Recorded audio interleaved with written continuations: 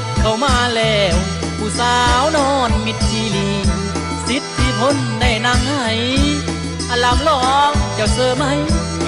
ลำลองเจ้าเสือไหมละ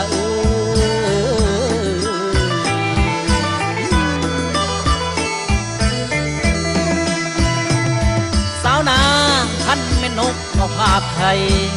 ก็ยังส่งว่าเสียงดังเด้น้องคำเพงคันแม่นกานอจากทั้งก็ยังส่งว่าเสียงกองสาวผู้ไทยเจ้าไก่หองอันคำเดียวมีเอิ่นสั่งอีหยังนอบากอายนางไม่เว้าต่อพี่สาวนางไม่เว้าต่อพี่สายละเจ้า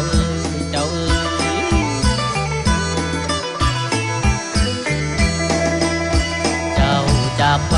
หัวใจอ้ายขาดเป็นตอนหลับบ่ได้ทั้งอยากนอนใจอาวรคิดเห็นหน้าแก้มขาวเปิ้นเวิร์นนี่เสียงเอิญหาแก้วตาแก้มขาวเปิ้นเวิร์นนี่เสียงเอิญหาแก้วตาขอให้ยอดโซภากลับคืนมา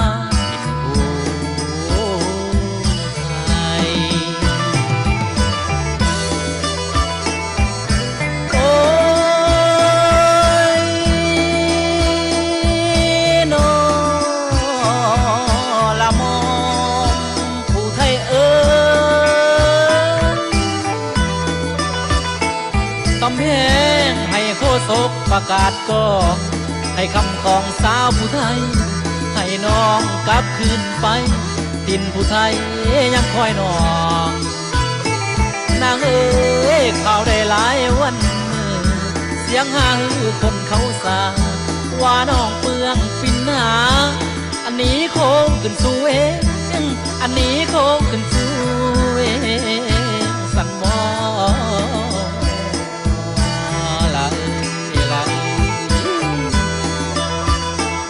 สาวนางลมพัดต้นดอกหมากหวาอยู่หัวให้คือว่าน้องสิมานางเอ้ยนางเอ้ยลมพัดก็ดอกหยาบค่ะคือว่าน้องสิมาใหม่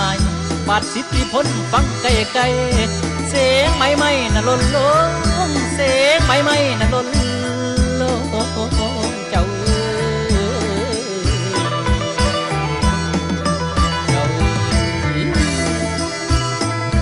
สาวนางบ่อยากไกลนอนไล่แล้วอันสายแน่นปัดมาหอดทันเด้นอคำแพงบ่อยากไกลนอนสายคอที่แม่เว้นปัดมาเว้นมันหักจำนอเป็นแล้วเสียงผู้ไทยไอลาก่อนบาดปาก่อนหน้าพุ่นจึงมาพอแม่นพบกันจึงมาพอแม่นพบกันสายแน่นโหยังพัน